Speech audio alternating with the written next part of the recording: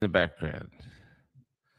Okay, we're going to have the great Damian Coory on soon. I'm really looking forward to meeting him, actually. But before we do, we're going to have some pre-calls. So I'm going to play, this is an AI version of the song, The Last Ballad of Mr. Goodman. This is the fate of a lot of Australian males coming up, I think. And we're going to have a great chat. See you in a bit. Man called up from Pakistan. He said, "We think someone's trying to hack you, Mr. Goodman." Went to my bank, but they'd closed it down. So I called the man back in Pakistan. I said, "I'm too old, I don't understand." He said, "That's okay, I'm here to help. Just send me though all your details, Mr. Goodman." "I've been hacked! But how is that possible? Now I can't afford my rent, and I'm too old to live outdoors. I thought I was an Australian, turns out I'm a dinosaur. So now I'm living in my car, and the council wants me to move on. But I can't afford the fuel to travel very far. Went down to Centrelink, where the nice woman said my situation doesn't constitute as dire. Call us back in a couple of weeks once you've been evicted from your car. Now I eat in the soup kitchens with good people just like me. We thought we were Australians, turns out that we're dinosaurs. Went to my doctor and said, "I'm feeling like a loser." She smiled and said, "The only thing I need to do is to make sure I take my booster." Here it is, Mr. Goodman, safe and effective. But then my son took pity on me, said, "Dad, I think you need to get away from it all." Then he gave me a colorful brochure to some place called Euthanasia. The nice people on the PA said, I can choose my favorite song. Then all I have to do is drift off towards the light. Thank you for choosing to use our suicide pod. If you are happy with our service, you have 1 minute and 30 seconds to leave a review. To ensure your final message is not deleted, we have a zero tolerance towards abuse. Do you think the angels will be up there and waiting for me? Mr. Goodman, the nice voice said, now's the time to find out. Good night. That's really the original was done with me and Len Hawko a few years ago, I think now. And we're just waiting on John, because here's John C. Here's your co-host. He's gone. He's left you. and now we put it in AI because we wanted to add a few. We changed the lyrics, and Len's in Melbourne, I'm in Perth. So we changed a few things. Here he comes. Morning, handsome. Can you hear me? Are you talking to me? Well, there's no one else handsome more in the room other than me. Oh, so sweet. Good Lord. I'll be calling you the puffer in the lodge next half the day to Dan. Never let them know which way you swang. Yeah, that's it. Anyway, Perth's interesting. I liked liked all the people dancing for the Johnny Farnham thing. I thought that was really cool. Oh, I didn't say that. Take 2 MP4. What's that? I don't know what that is. Mm. Are we actually live? Good Lord. Yes, we're live. We're just getting started. So every day now is just so crazy. How are you coping? Are you talking to me? Yes, I'm talking to you. How are you coping, Jonathan? I'm good. Yeah, I'm good.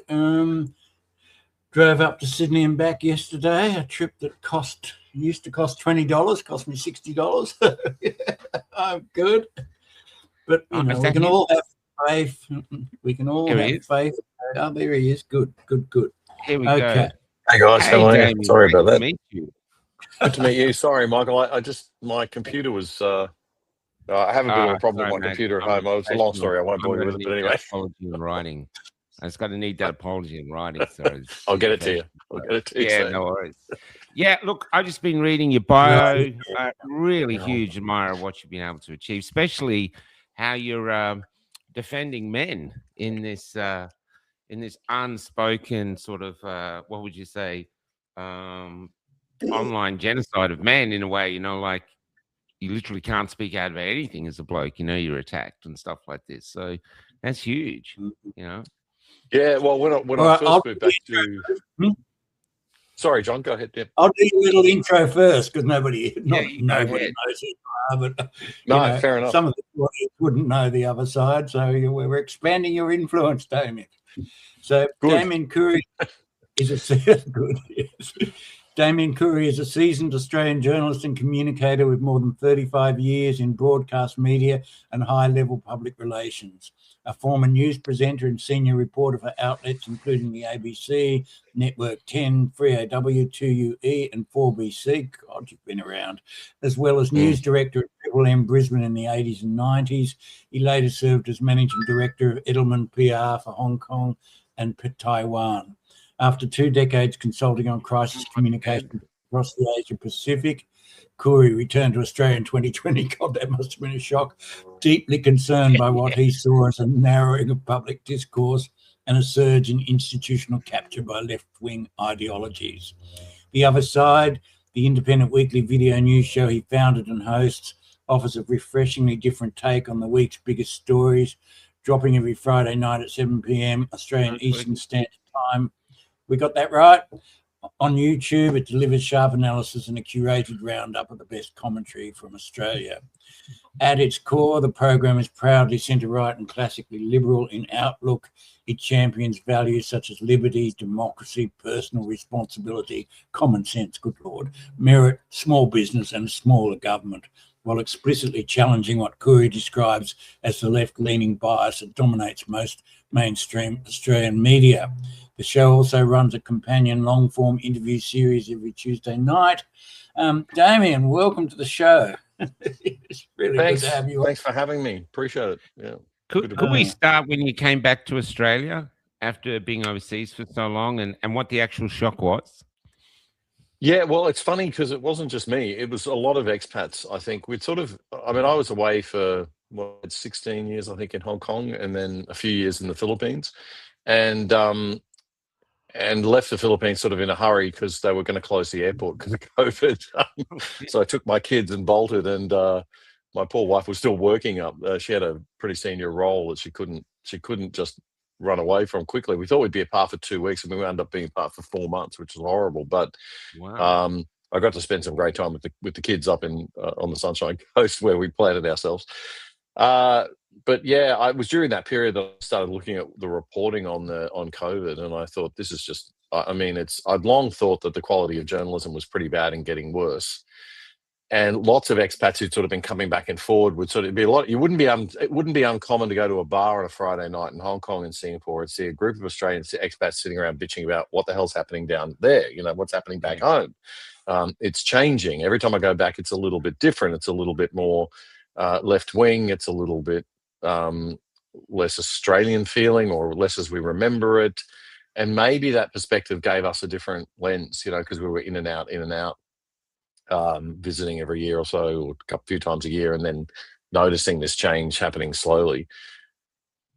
And I think, I used to joke that, when I first started going to Singapore around about 2001, I would joke that they'd have these signs up that would say, be polite to each other. And I thought, gee, what a nanny state Singapore is, And you don't see that in Singapore nowadays. You can see it in Australia, in every shopping centre that you go into. It's be polite to our staff. So there's been a real cultural shift on that level.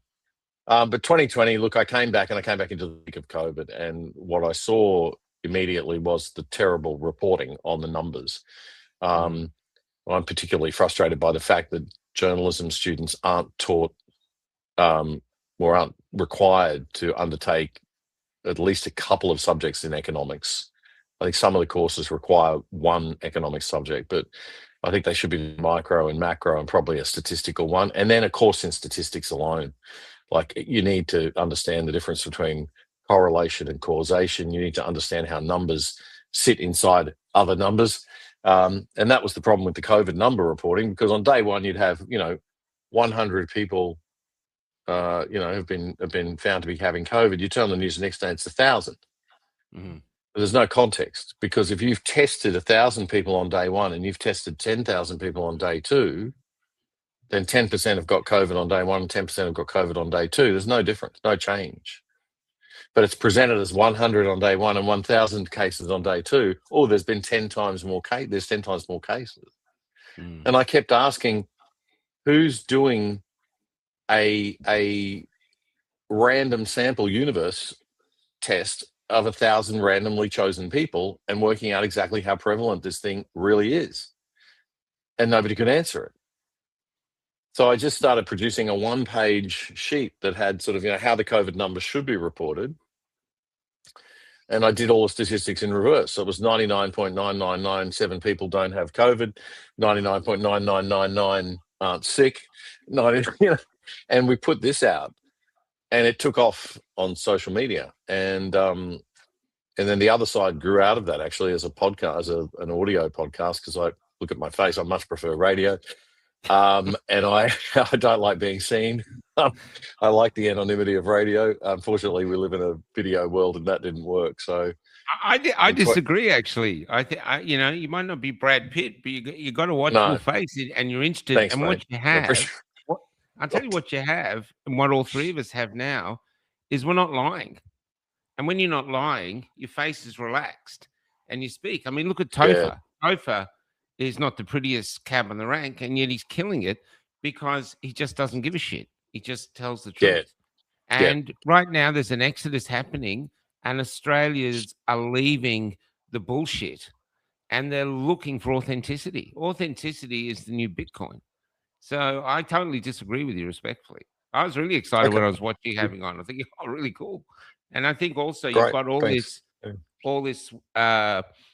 stuff you've done on TV and stuff before. You've got a huge wealth of knowledge to offer, which you've just done. Because the other math that they never got right was the amount of numbers that came to protests.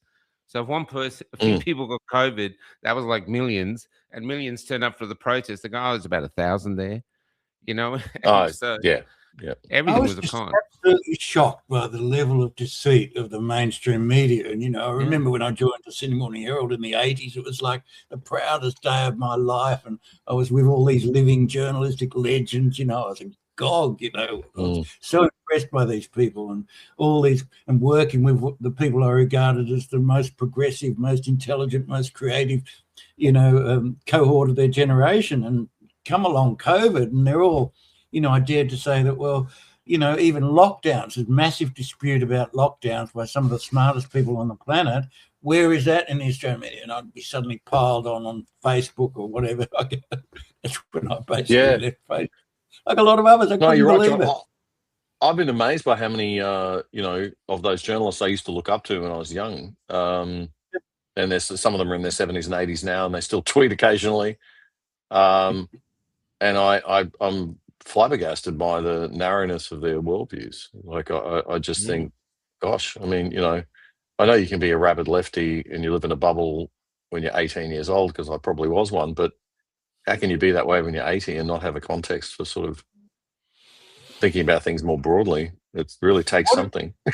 What is it that that has become fashionable and a sign of intellectuality that you adopt the ABC view of the world, the orthodox left view that the ABC promulgates every day of the week? I mean, why is anybody listening to the propaganda unit of the government anymore? $1.2 billion. I don't get it. No, I don't think many people are listening anymore. I mean, I really do think there's been a massive turn-off on the ABC. I think I probably listen to it more than most people and get daily frustrated because I have to keep up with the news, and that is still our main channel of information, even though it's coming to us in this wrapper of massive cultural sort of neo-Marxist. It's not even the left. It's not even the liberalism that we had in our lefty when we were lefties in our. Well, I was a lefty in the 80s. I suppose I would have just self-described as being a bit centre-left. But it was a liberal sort of left. It was like I wanted freedom, and I wanted it was anti-authoritarian, anti-establishment. I mean, kids today are pro-authoritarian, pro-establishment. They want the controls. They worship big government. They think government can. Yeah, so it's not a freedom move. It's not a freedom sense there. Why the ABC is? I think the ABC captured. I don't think it's necessarily popular. I think it just what I saw happen was a lot of people who worked at Triple J in the 80s and 90s never left, and they just gradually moved into Metro Radio. Got all the gigs at the old, 4QR, 3LO, 2BL environment. And so what are now the Metro City state, ABC Radio Melbourne, ABC Radio Sydney, ABC Radio Brisbane. They moved into those roles out of Triple J. They got, they were doing drive or mornings or whatever. They grew up. They moved into management roles.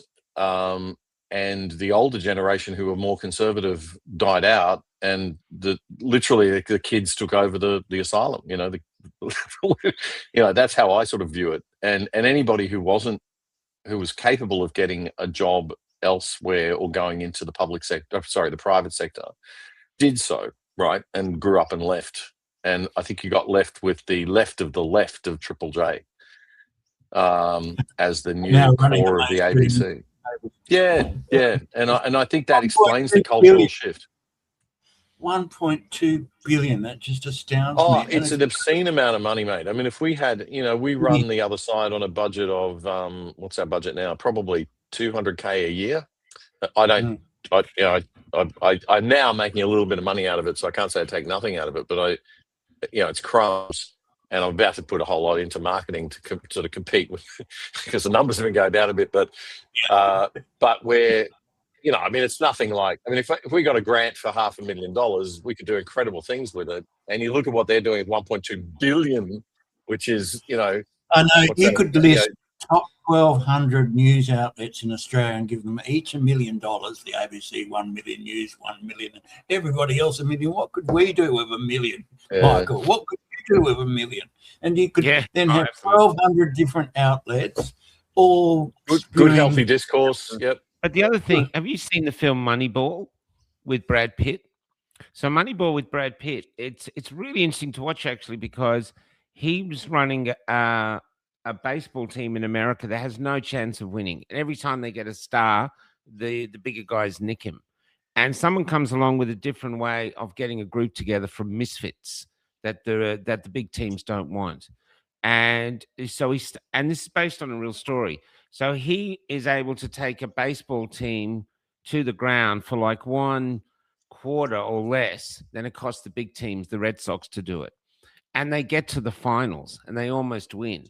And he changes baseball completely because even the guy that won says, listen, it costs us $2 million to do a game. It costs you $250,000.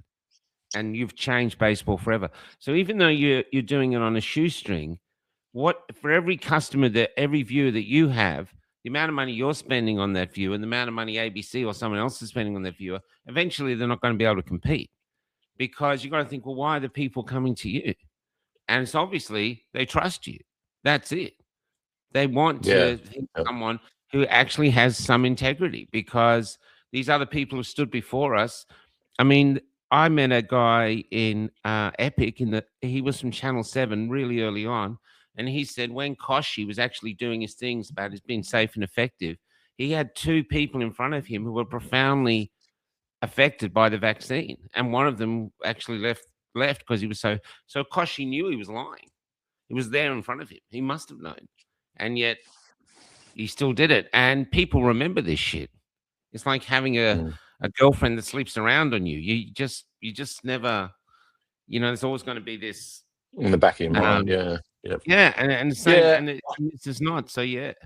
Well, I think it's really interesting. I reckon what we should do with the ABC, because what do people look at the amount of government money that the ABC gets, and they think, well, there's $1.2 billion being spent on this government broadcaster that's being taken involuntarily, stolen from taxpayers and given to a small group of elites who get to decide and be gatekeepers of information and news and run this sort of thing. Now, I would say, why don't we look at the ACCC to do something about that? Because what people forget is that the ABC is actually not just a force in its own right, but it's an inhibitor, a competitor, a barrier to entry for other people. And this isn't just the small fry like us that are trying to sort of break into the independent new media sort of environment and make something work commercially. It's big companies too. Like, I remember back before, Nova, the radio network Nova, that was Daily Mirror Group, I think. UK Daily Mirror Group owned that. I think they still do, not sure. But they started it. And they started it as a talk station. I don't know if you know this, but it started in Sydney and Melbourne as a thing called Vega FM, VEGA FM. Probably don't remember because it didn't last very long. And the reason it didn't last very long was it was supposed to be a competitor to ABC Radio.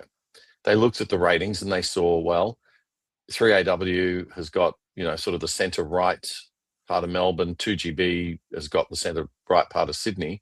We're going to set up an FM station that sort of does a centre left. The centre is sort of political perspective, or is a little bit more intellectual and classy. We'll play slightly better music. We'll target slightly younger people. We'll be a real direct competitor to ABC Talk. Well, of course, it failed. Why did it fail? Because the ABC doesn't have to run ads, and Vega did. If you don't have to run ads, well, your content is much more appealing, obviously, than if you have to run ads. So there's a built-in anti-competitive, unclear, advantage that's being given to these elites that have got, not only are they getting a fistful of money, they're getting this massive competitive advantage as a result in terms of the content and product, the quality of the content and product they're putting out. Yeah, I think it's had, and then they, sorry. I think it's had a terribly damaging effect on Australian journalism. It just squashes out, as you're saying, all the small players. Nobody's got a chance to. They don't have the network to spew all their garbage across the country. That's exactly right, John. Yeah. I think, though, if you're thinking long term, though, and this is what you really see. Say Topher, for example. I think he's got 100,000 followers, or he's 200,000 followers now. He's gone down and come up. We're in the Wild West of journalism. This is actually journalism, like Phoenix Rising, really, because journalism is dead. We don't have journalism in Australia anymore from the MSN. It's just propaganda, especially the ABC. And a lot of people like that. I saw someone the other day, one of us, just a podcaster in the streets, asking who they trust. Hardly anyone trusted MSN. And ordinary people are coming up and going, no, we don't trust it. It's only like two people. One old guy said, oh, I trust the ABC, and someone else. Now, if you did, went to the streets and asked people, I reckon that'd be the quota. Probably, 1 out of 10, 2 out of 10 are liking ABC, which means there's a huge gap in the market. And I think the way to get them down is what you're actually doing. It'll take longer, but it's actually keeping this vibrant, keeping this going. And what people really love at the moment, what the real product is at the moment, is like this. It's a live discussion. It's live, unedited, nothing stopping it. I mean, we've got no safety net. And we swear you can do wherever you want on here and experiment every show to see what the people actually want.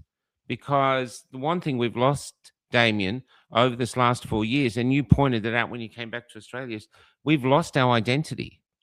Our identity used to be throw another shrimp on the barbie. And I tell people now, you want a view of Australia now?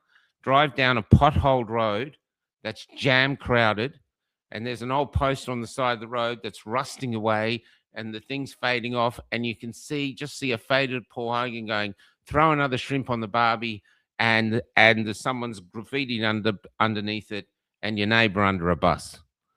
And that's the new Australia. Ooh, and wow. And so what we're looking for, the identity of Australia is what's up for grabs. and people don't want ABC's vision of what the Australia is. And it's what Yuval Harari says about countries and cultures are built on stories. Well, we're creating those stories now, with the Wild West looking for the new identity of Australia that the majority of people will be comfortable with. It's actually quite an invigorating time.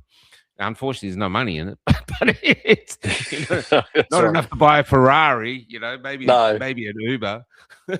I think just on that too, just before we sort of move away from the ABC, the other point I want to make on the back of what you were saying, John, it's not just journalism that's affected. It's the arts, it's music, it's theatre, it's film. Because basically what we've set up is gatekeepers of the arts, gatekeepers of culture too. So, they'll decide how art is presented now. So it's very difficult to go along to any kind of art and not be subjected to some kind of wokeism. To put it bluntly. Well, I was a playwright. I was one of Australia's only, I'll just tell you, independently playwright. I had my own theatre company in Melbourne. We were the Wolves Theatre Company. We wrote working class plays. We were successful. We were doing really well. We got into the MTC. We got here all on custom audience. We didn't get hardly any grants because they didn't like our stuff, but audiences did. But now I'm cancelled from all the theatres because I wouldn't segregate audiences in the time when, only the vaccinated could go. I said, I'm not segregating audiences. Cancel the culture soul. So now the theatres won't touch me. Triple R sent us something a few years ago when the producer was setting us up and said, trying to get something marketed, and said, because Michael has devolved into a lie-spewing anti-vaxxer surrounded by vile human beings, we can no longer support his work. But even before that, if we called up a theatre in the country, the theatre people would go to us, oh, look, we got this new play. Any gays in it? Any lesbians? Yeah. Oh, great. We can't put it on if there's not. That's it. They told us flat. They didn't want to know what it was about, but you needed LGBT people in it, or you could not have a play on. So you got 12 Angry Men, you got to put a trans in it. This is how, and it's because politics is downstream from culture. So whoever's on the left knows that very clever. It's on purpose that they captured culture, and that's how they do it, Yeah, and they were putting millions on it. I was sent to a theatre meeting once of all the theatres, and they were bemoaning that they were spending millions on theatres and no one in Victoria was coming to see them, and they couldn't figure out why. And it's because it was all woke, And they believe that the priests of culture were going to tell you, instead of art, which is to hold up a mirror and go, this is what I think you look like, they want to preach, lead you to the new promised left land, and culture's a part of it. Yeah, I mean, there's problems with the free market approach as well. I get it. You wind up with commercial incentives driving everything, but commercial incentives at least represent a democratic view of the majority of people. Now, the majority of people might need to kick up the arse too. I'm not saying that's always a good thing, and that's why you need to have your alternative sources. And maybe there is a role for a little bit of government funding of the odd sort of minority source of information or the different view. But when the government's controlling the dominant paradigm, then I think we've got a problem. That's not good. And there's no space for, I mean, one of the issues I've got and always had, and a lot of journalists have, and one of the reasons I left journalism way back, is that, you're constantly compromising. You're constantly forced to compromise on depth of story, length of story, quality of story, complexity of story, in order to attract an audience, because people like simple, short, quick, clear, right? And so that's your daily torture, right? You've got to try and make everything simple, short, quick, and clear so that you'll sell a paper or you'll get someone listening to your radio show. If you're too obtuse and intellectual, they're not gonna hang in there. And so, I mean, that's the dilemma that we're constantly working against in the media. And what the ABC used to be was the place that didn't have to be commercially funded, so it was able to have longer dialogues, provide better quality news, show different takes and different sides of a story, and it played that very important functional role in Australia. But it wasn't the number one broadcast media outlet. It wasn't the richest broadcast media outlet in the land. It was the poorest broadcast media outlet in the land, and it was affectionately loved because of that, and had authenticity, and it was respected, and diversity of views. always a bit left because the establishment was a bit right.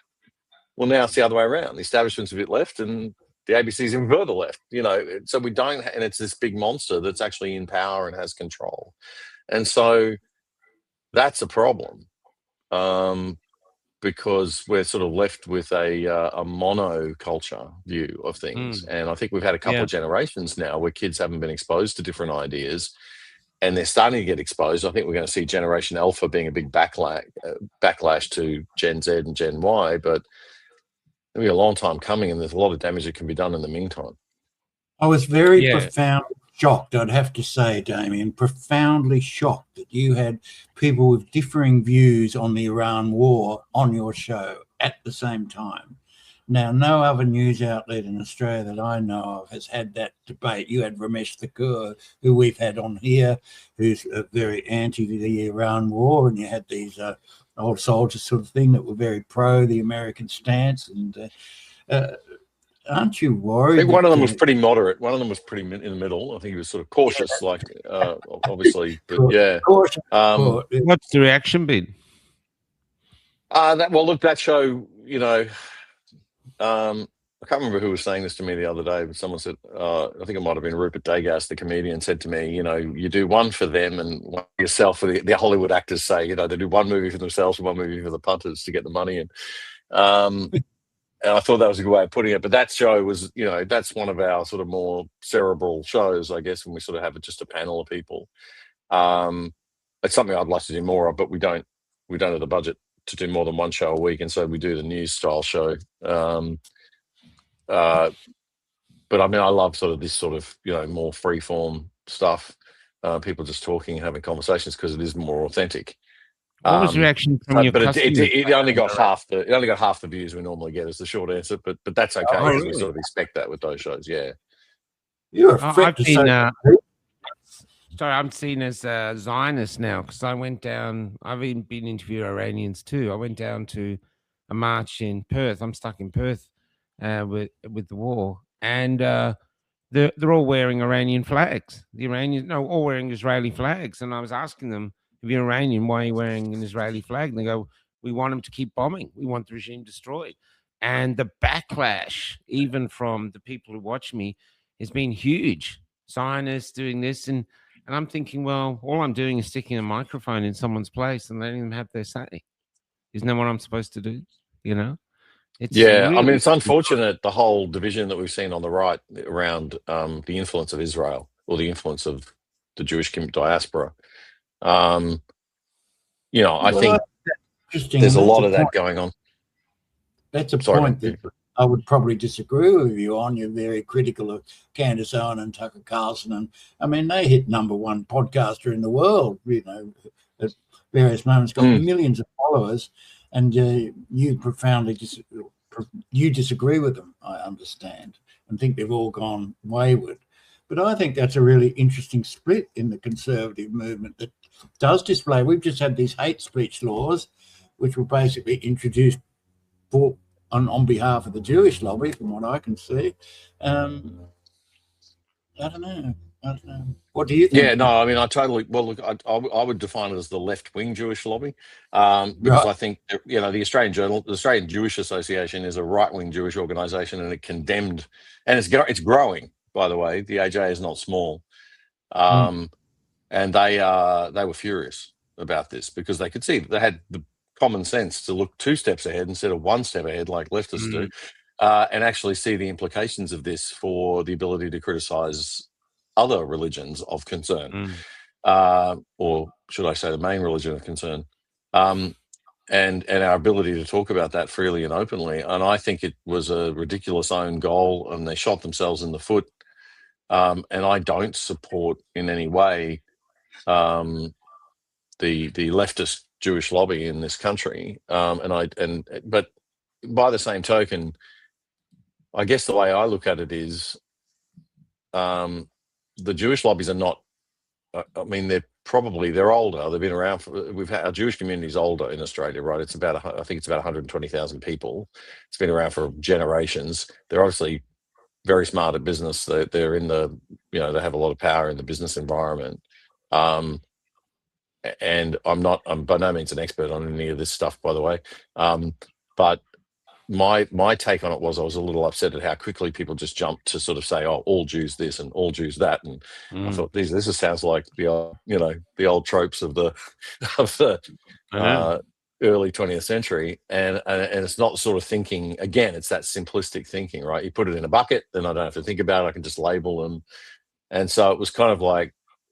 And then we started to get attacked online, and I thought, oh, that's interesting. You sort of say anything pro-Israel, or if you're not anti-Israel, you get hit with all this stuff immediately. No. And so then I started looking at it, and I realized a lot of these were bot accounts, or they look like, they had the old letters and then the numbers, and then you click on it and it says, 42 followers or 2 followers. So I started writing back saying, how's the weather today in Islamabad, Ahmed? Because a lot of these bot farms are in Pakistan, apparently. And you get these Iranian forces and apparently pay, these guys to do this stuff. And then I realized, no, actually, quite a few of them were real Australians. And I thought, shit, okay. So, I mean, look. Can I ask you a question? Just specifically, it's complex things. Sorry, yeah, mate, go ahead. Yeah, just with your comments, I've actually, because I've had thousands of comments this week, most of them attacking me for these interviews. But I'm asking them, all you're doing is attacking me, calling me, Jew lover or Zionist. Mossad-funded Zionist, yeah. Mossad funded. I said, but what's your argument? What's your argument? I'll debate. I'll talk. Just give me an argument. Because they're saying, oh, these people are all lying. I'm going, so these protesters who didn't know I was turning up, basically Israel had them all ready as actors. Look, if anyone turns up, there's your script, and they were Jewish. I spoke to a Jewish guy there, and we talked about this because I said, I don't think we should ban a phrase. All you're ending up is like this. It's making the Jews look worse. But he disagreed, but it was cordial, and we recorded it. But we can't have these anymore. And yet we're from Azaria Chamberlain, I point out, was a time where you had Australians divided. She did it. She didn't do it. She didn't do it. But we didn't lose jobs. We didn't lose friends. You weren't invited to Christmas. We just debated. And somehow now that just doesn't exist. You either this way or this way, and there's no in between. It's an extraordinary.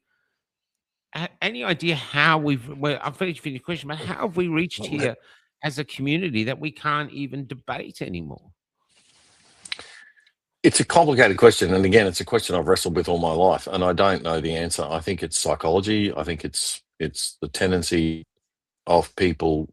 I mean, in public relations, you have ethical public relations, which I like, is what I did, which was basically all about trust building. So you're trying to build trust with stakeholders, and authenticity is a big deal. And you try to do the right thing, be seen to do the right thing, have positive motives, behave properly as a company, as a business. That's what we're out there telling people to do, and what we're trying to, yes, you're pushing your.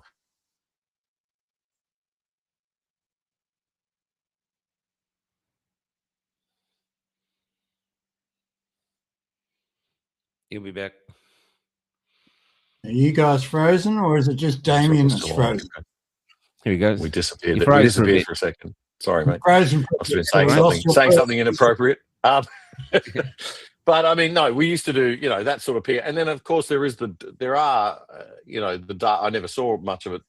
I don't think I ever saw any of it really, but there are, obviously, I believe there would be, forces out there that are doing, very dark, negative stuff using a lot of these principles, right? There's a lot of, I mean, if you go back and look at Goebbels and they always point to, what's his name?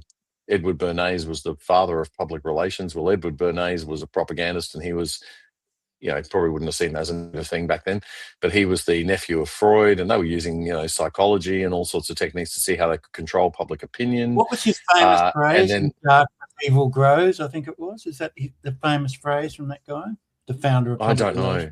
Yeah, I don't know. What was it? In darkness, evil grows. Yeah. Well, that's good. Goebbels became a student of Edward Bernays, unfortunately, and used all of Edward Bernays' ideas for evil. And, I guess this is the thing. A knife can be used to cut apples, and it can also be used to kill people.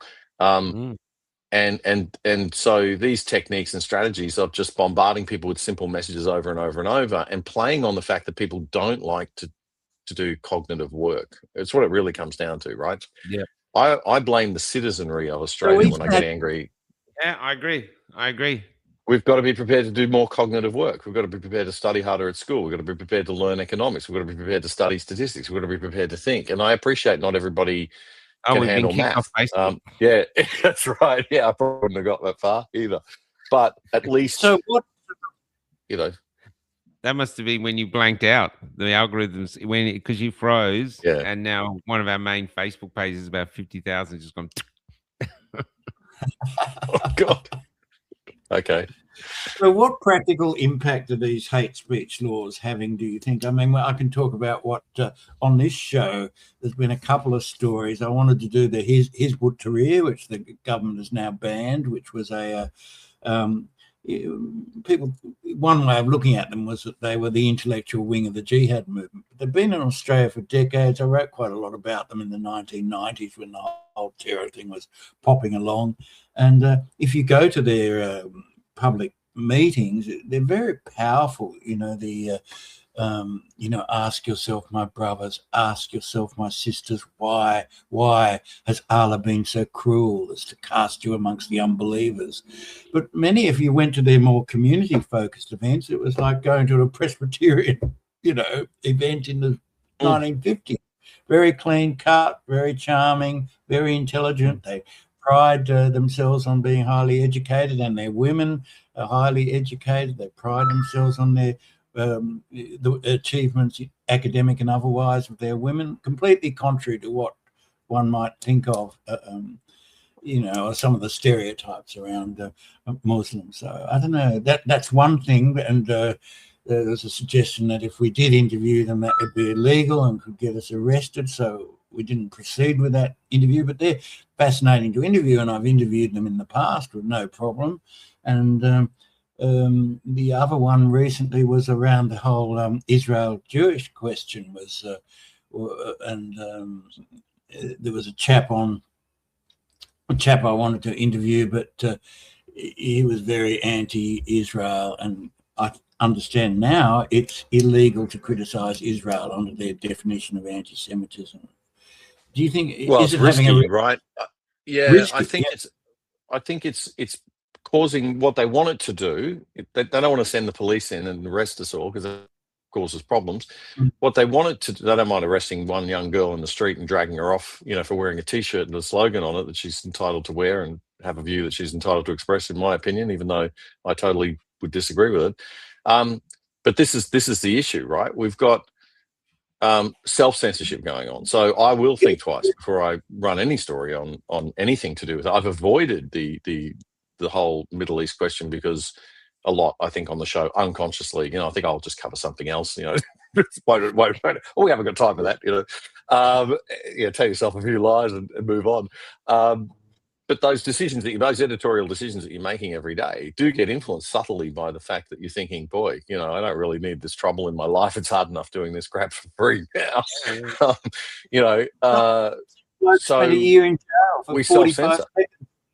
45 seconds at a protest. He's spending a year in jail. Yeah. And I couldn't be more diametrically opposed to anybody than a neo-Nazi, yet I'll defend that guy, and I have on the show. I've said that his jailing is ridiculous. I've said that girl wearing the T-shirt that should never have been carted off like that. This doesn't help, and I've made the point repeatedly that this doesn't help the Jewish community in this country. It makes them look like villains. I'll show you what it starts. So this, right, this here, this has led, the rest of her has led to this. We stick together like a honey and a bee. You and me, Australians now going super viral.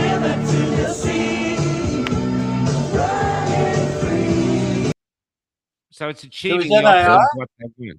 No, that's humans in that's humans in Queensland who've got together and they're singing the song From the River to the Sea. And they're singing it en masse and they're dressed up.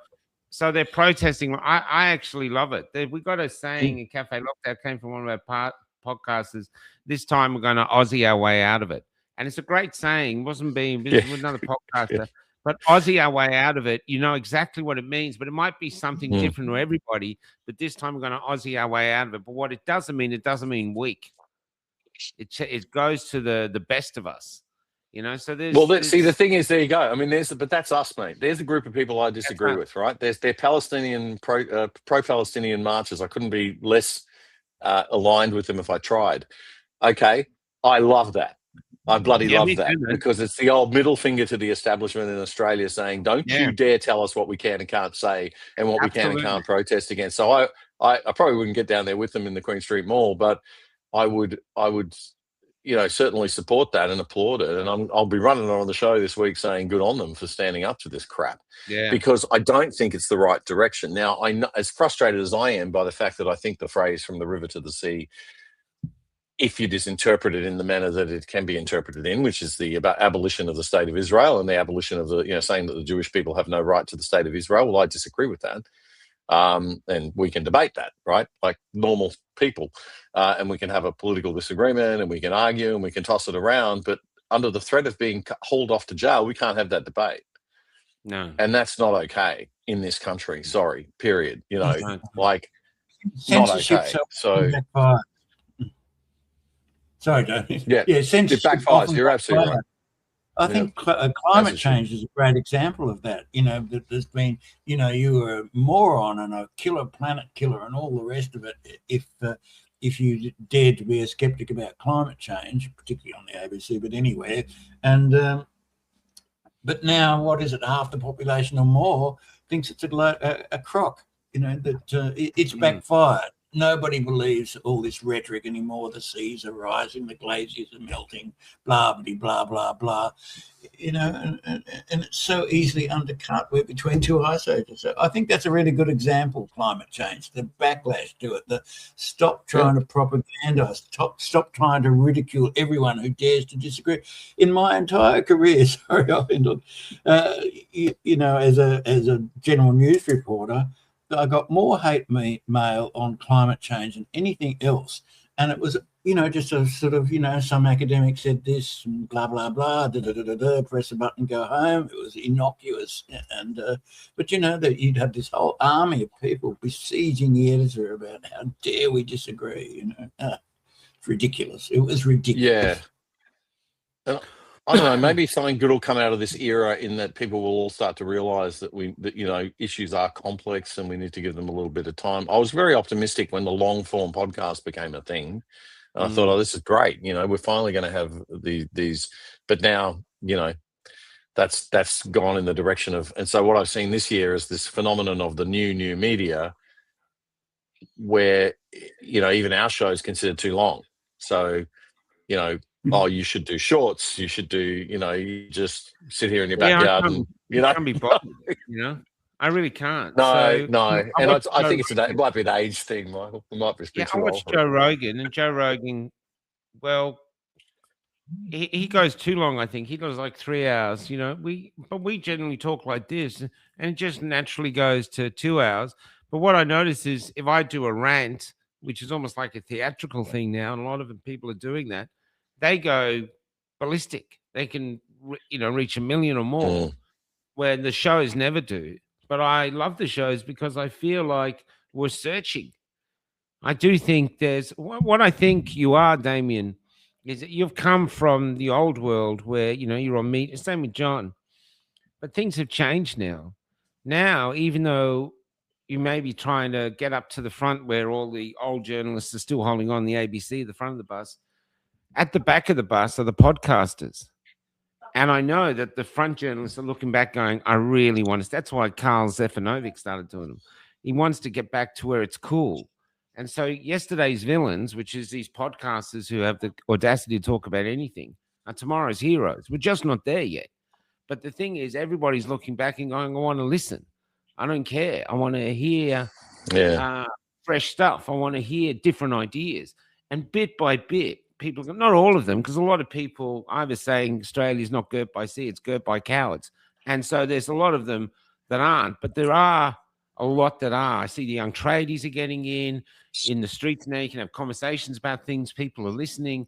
And I think they're realizing the social contract. We're just about to rip it to shreds, and everything's up for grabs. So I actually think working class young men are some of the smartest people in this country. Absolutely. Working class young men are incredible to talk to. They're really informed. They're really smart. They haven't been brainwashed by university bullshit. And they're feeling it. They're feeling it.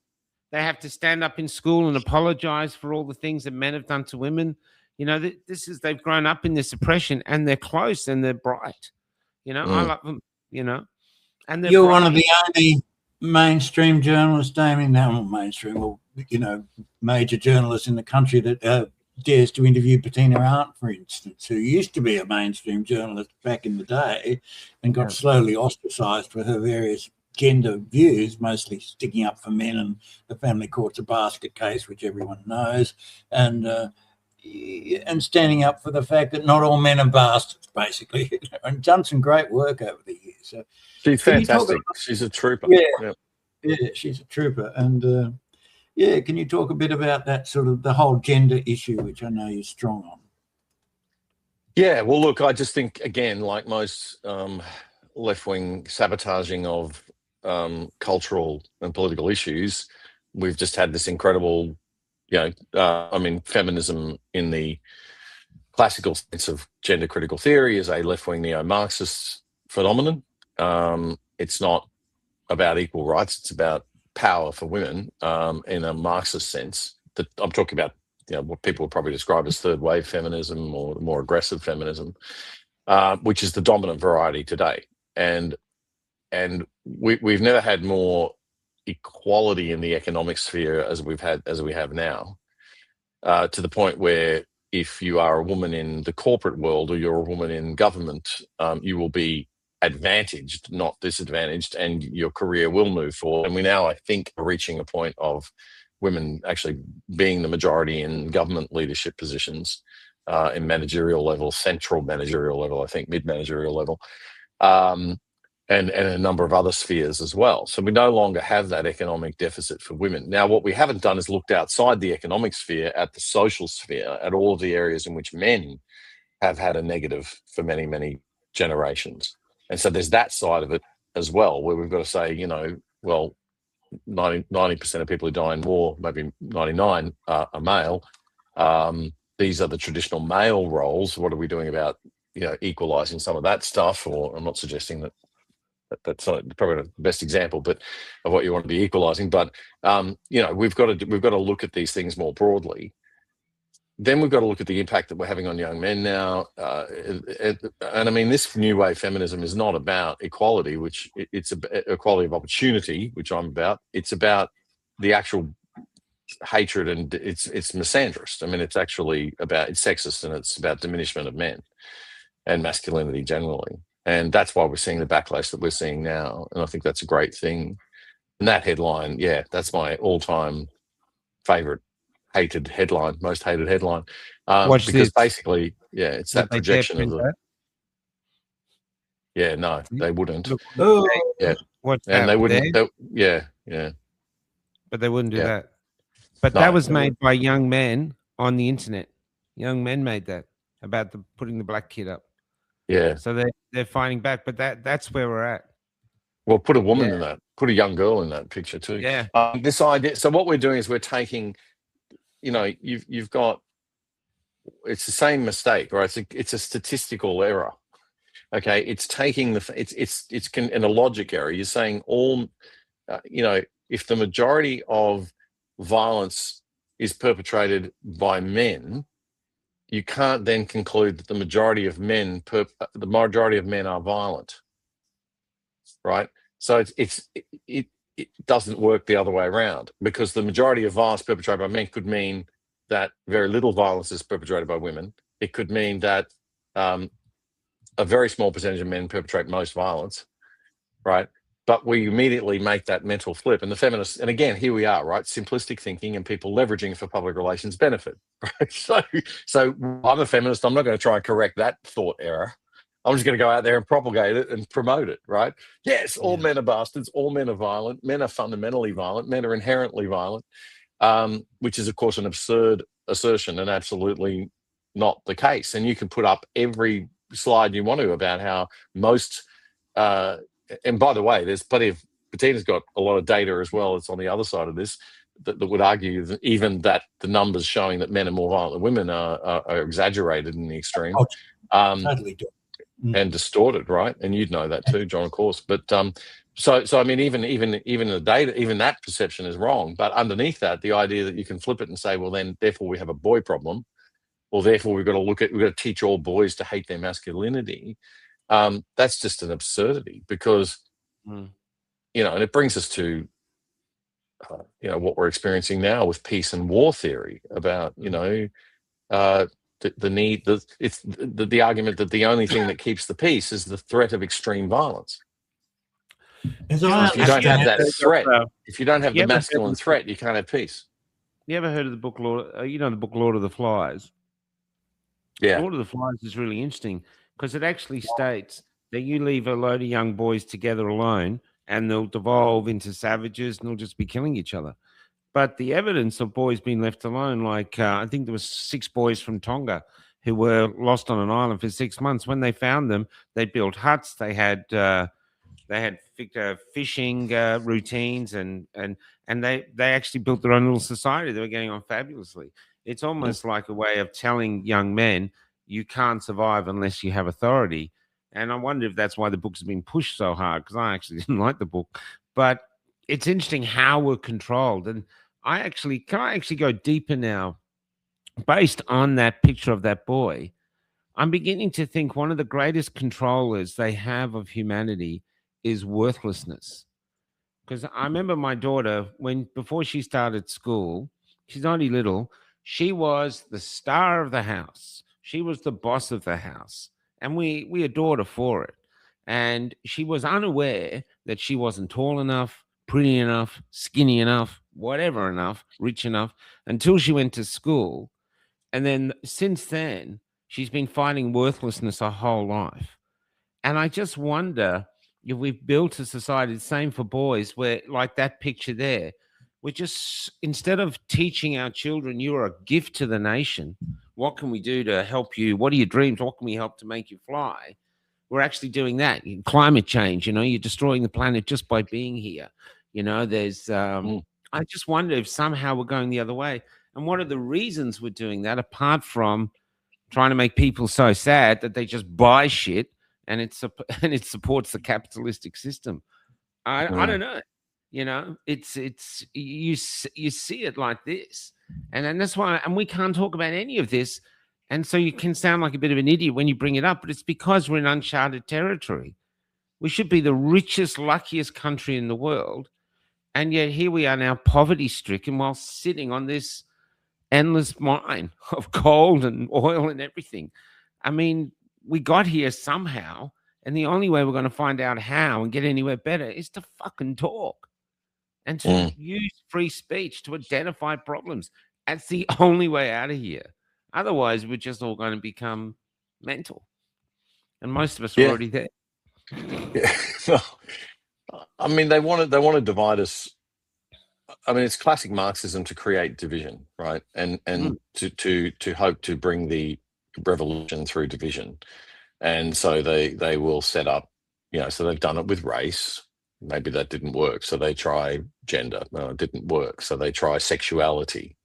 Didn't work. So what's the new one? New one's going to be age demographics, right?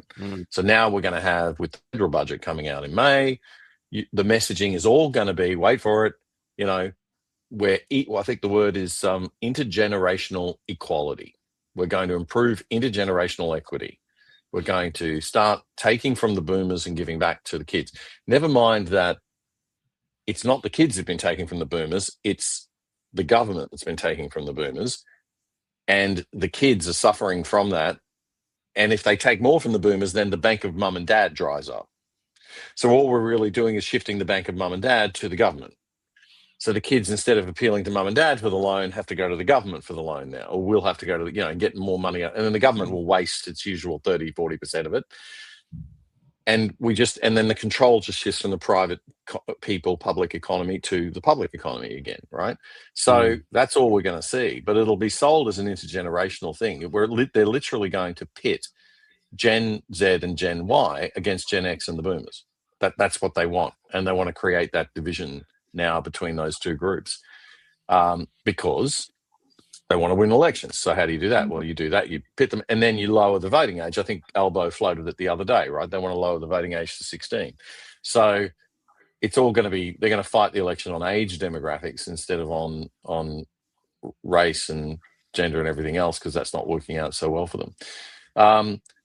Whereas what we really need is more unity and cooperation, which is why I want to throw up a little bit every time I hear someone on the left or an American Democrat politician talking about unity and, you know, toning down the rhetoric, and we all need to come together, kumbaya. It's like, wow, okay. And in the next sentence, you call anybody who doesn't agree with you politically a Nazi and a demon. You know, it's like this is a really kumbaya. You know, and you're shooting at people and killing them and then celebrating their death. Oh, that's very open. Yeah, let's have great debate. Yeah, I think It's gender's a terrifying. good example of all this. I mean, you know, there's been decades and decades of propaganda through the universities, all those. I did women's studies in the 1970s at university, for instance, the only bloke in the class, being a good progressive kind of guy. But, you know, fast forward to the present, it's just an absolute, anyone that's been near the family court knows what a nightmare that idealistic ideology went to. So just disagree, as Bettina has, on the whole violence, domestic violence, men violence thing. And yet, as I understand it, that whole idea that 1 in 3 women are victims of domestic violence originated in an American or Canadian study where they asked both men and women, have you ever experienced any controlling or abusive behaviour from your intimate partner? 1 in 3 men said yes, 1 in 3 women said yes. Ever since, 1 in 3 women have been victims of domestic violence. Clearly not true if you walk around anywhere. The origins of this are so farcical, and nobody dares disagree, or you're a misogynist. I mean, I don't know. It's just a mess, I think. Yeah, it is. And it's very easy to get really down about it, you know, and I think this is why perhaps, you know, a return to some sort of religious ethic or spiritual ethic is needed at some level. And, you know, our culture was built on Christianity. So I've returned to had a very relaxed Catholic upbringing. My parents weren't terribly religious, but I was raised, you know, in a Catholic school and that sort of thing. And so I had that gave me a good sense of social responsibility. I mean, there are good values in that stuff in terms of social concern and thinking beyond yourself and not being selfish and all that sort of positive side of it. But then I didn't really take it seriously because I didn't really understand it. And then I've started to read back into philosophy and theology now, and I see a lot more depth in it. You know, there's still a lot of conflict within the Catholic Church, obviously, especially this week. But, you know, you see it in all the religious institutions. But I think at some level, we've got to have some kind of, I think there are universal truths that were generally agreed upon through history that inform our behavior or inform our ethos. And certainly that's what binds the Muslim community together globally, whether I mean, I know there's great division there between Shiite and Sunnis, but there's a core belief, right, and an ethic, and I think there needs to be, you know, the West has kind of lost ours because we've been intellectually clever and poo-hooed it as anti-intellectual to be too religious. And I think that's shifting now, which is a healthy thing. There's all sorts of risks associated with that, of course. But I think getting back to reading some of the old stuff is not bad. Like I found some really.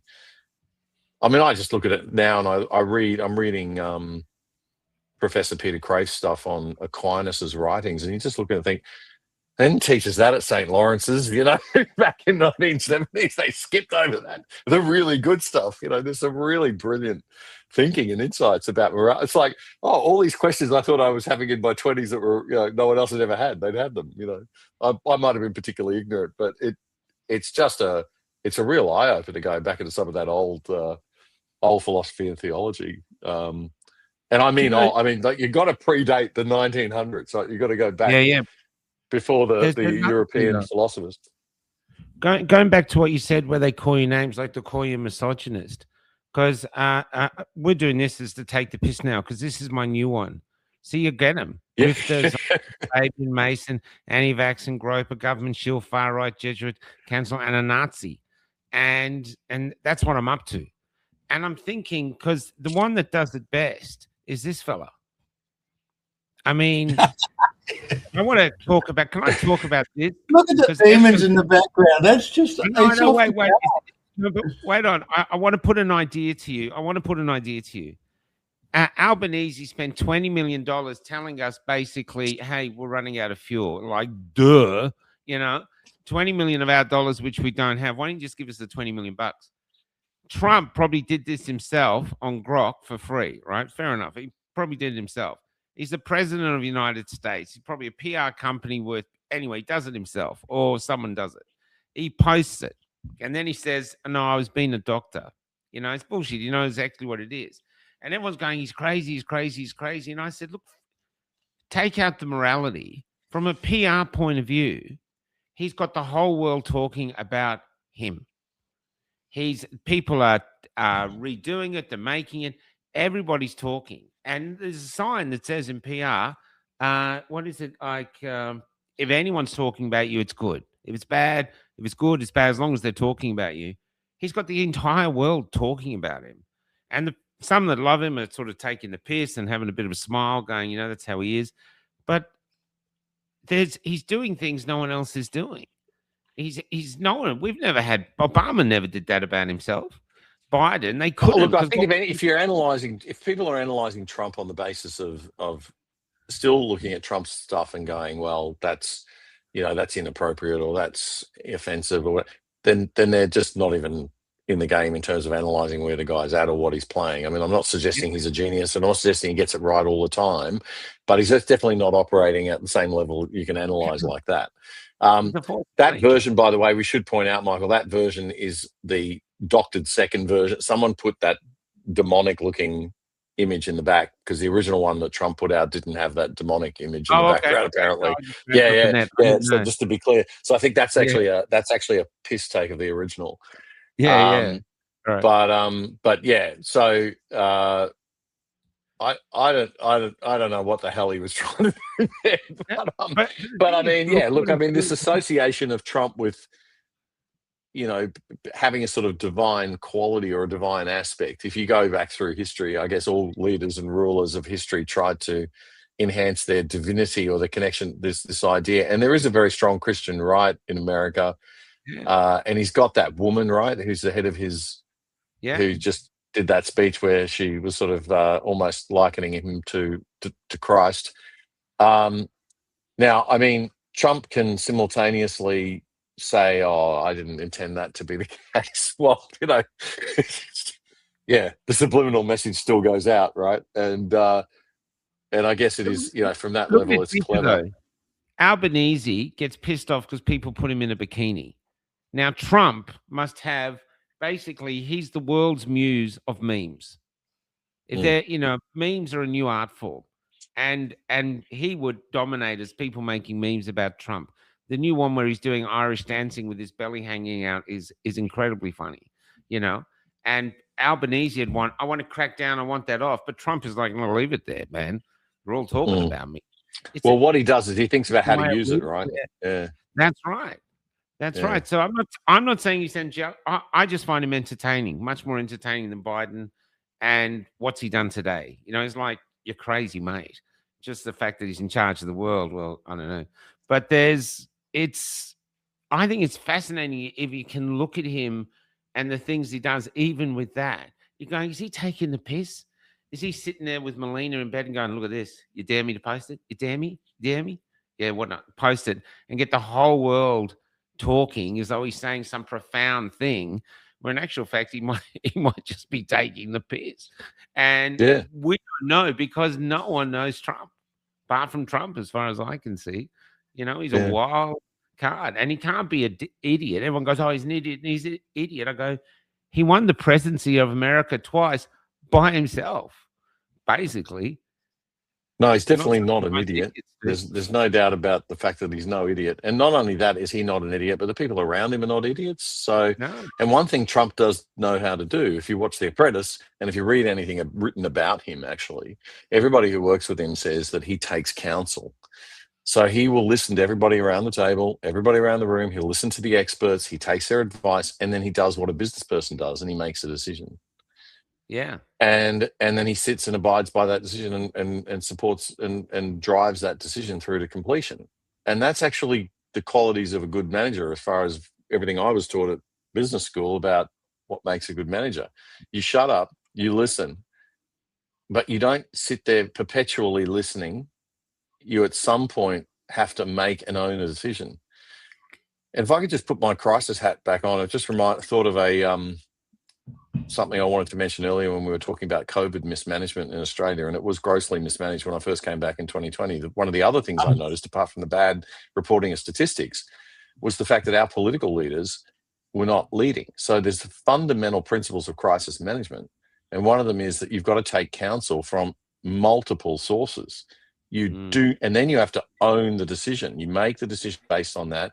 You may have, a close couple of advisors that you to check your thinking, and you bounce things around with them, but then you lead. You make the decision, you stand by the decision, and you show strength, and you own the decision. And what we had in Australia from the top down was the most disgusting, immoral, unethical abdication of leadership I have ever seen in my life, from that spineless fool, Scott Morrison, who stood there and set up a national cabinet so that he could share blame and avoid responsibility and avoid leadership with premiers that were not of his political persuasion or from his political party, empowering those people and then allowing and permitting them to get away with what they got away with. That was the greatest abdication of power, of authority, leadership, responsibility I have ever seen on the part of an Australian Prime Minister. And the premiers themselves, every single one of them, said, I am following the advice of my chief health officer or my chief medical officer. That is an obscene abdication of their leadership responsibility. They should be taking counsel from their chief medical officer and chief health officer, and taking counsel from economic advisors, other health observers looking at mental health impacts, people looking at all sorts of other social impacts and community impacts, religious leaders, and then they should aggregate all of that, and they are supposed to make a decision. That is fundamental leadership, but it's also fundamental crisis management. Pick up any 101 crisis management textbook and it'll have that in it. Wow. Right? And these guys were doing the exact opposite. And that's the other thing that I observed that appalled me when I came back, was just the pathetic nature of our political class and the appalling cowardice of these people and lack of leadership.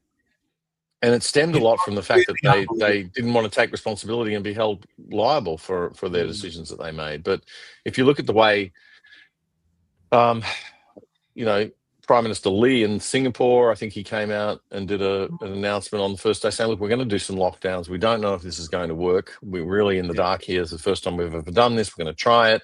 We'll reassess after a few days. Bear with us. Didn't try to be Superman, just got people on side.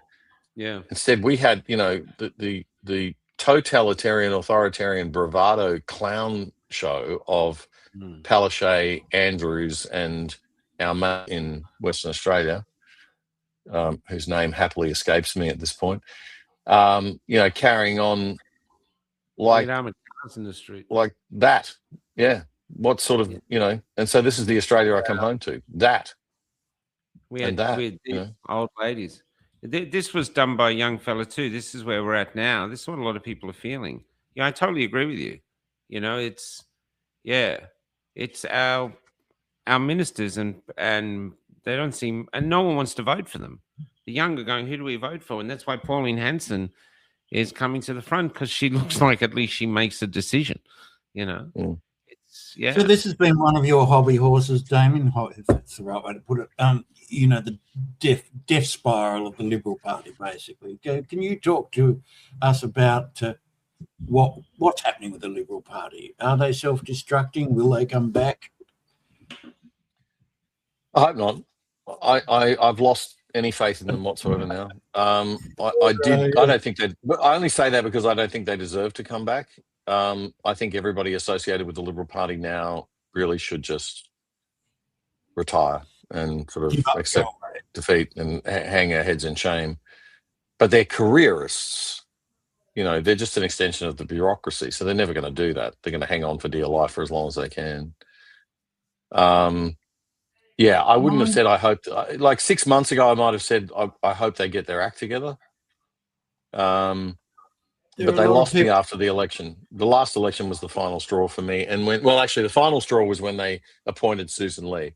When they looked at the result of the last election, and instead of moving in the direction they should have moved in, they moved in the other direction. And everybody with a half a brain could see it wasn't going to work. And of course, it didn't work. And she's out, less than a year later. And they're still playing the same game. It's still like, let's find Mr. in the middle, as if Mr. in the middle is going to win you an election. Mr. in the middle can't win you an election. They abandoned their traditional base.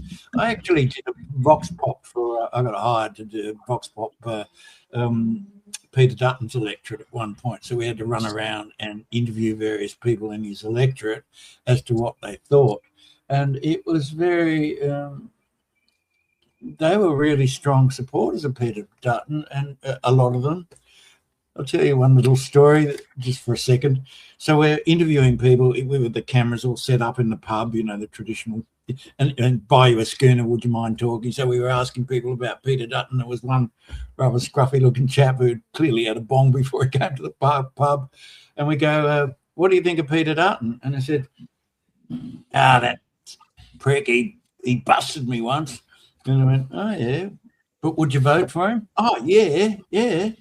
People actually respected him. It was a kind of odd, we think of it as Liberals are just silvertails, but it was actually that real working class or sub-working class strata of Australian society was actually very pro-Dutton, but somehow or other they just blew the lot with their climate change and gender and all the rest of the crap that they go on with. So how did it happen? What was the core thing that destroyed the Liberal Party? I think there's a lot of factors that played at once, but I think the main one was the closed shop factor. So they became a very insular careerist party. So it's like, if you'd never get a chance to run for a seat or get pre-selection if you weren't in the Young Liberals at university, for example. And so they failed to represent ordinary people to a large extent. They just became more and more and more insular. And, we saw it in South Australia, and Alex Antic was able to break this mold of them just, keeping Conservatives out of the party deliberately. So they didn't want anybody in the party that had divergent points of view. They wanted to keep everything vanilla. They wanted to have absolute message control from the centre, which you need to do at election time, but that messaging has to represent your base to a certain extent, and that was the problem. We also saw at the same time a shift in public opinion. So you used to measure the public opinion with a bell curve. So it would be like, you got your two extremes on any issue, and then in the middle you got most people. And the idea was to win the middle. If you win the majority, you win the issue, right? You don't have to worry about fighting the people on the other extremes. Well, the bell curve of a public opinion is now inverted. It's just changed. People are now polarized, and the middle's not that big anymore. So you've actually got to serve your base a lot better, and they haven't done that.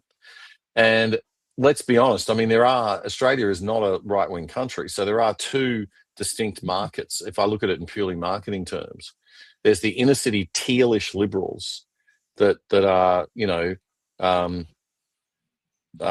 professional college educated men and women in particular, who are in leadership positions and who have a certain value set about views on climate, views on abortion, views on certain issues that they're pretty strong on.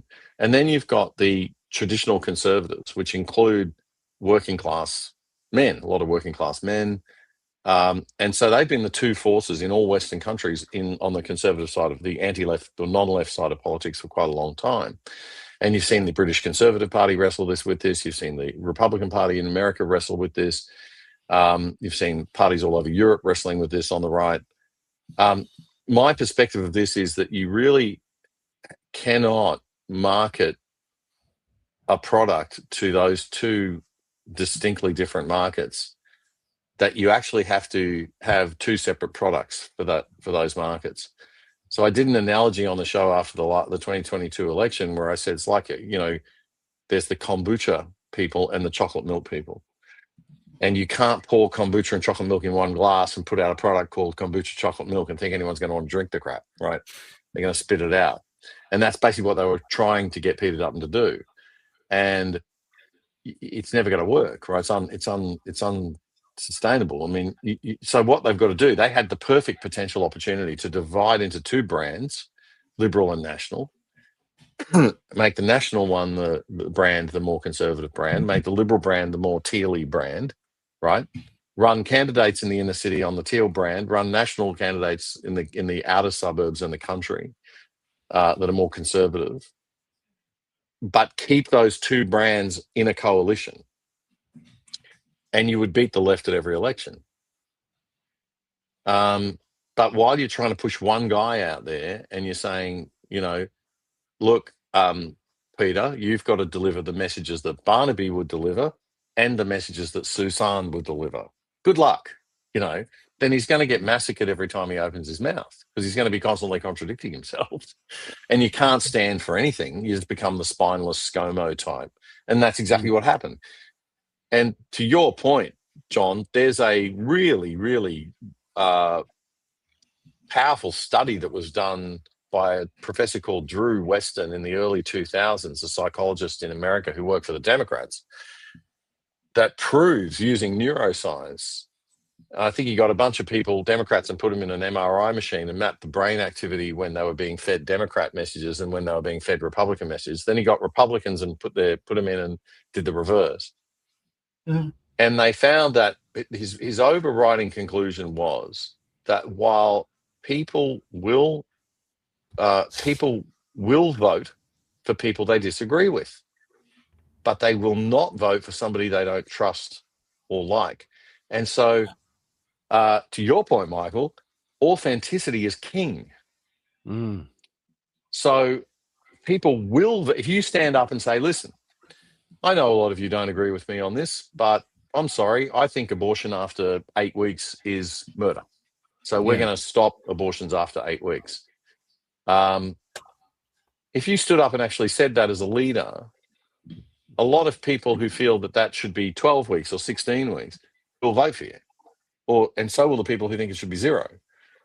But if you sit there and you never address the issue and you flail around and you're two-faced and you say one thing to one group, you say another thing to another group, and then somebody online puts those things together and we see the contradictions, or you stand on the Today Show and you get absolutely hammered by, an antagonistic reporter because you can't take a strong stand on something, then your ratings are going to go like that. And that's exactly what happened to Peter Dutton. He went into December like that. They said, Pete, we think we can hold some of these inner city seats. We'd like you to soften the message. He softens the message. Right? Hit election time, it's game over. He's out, right?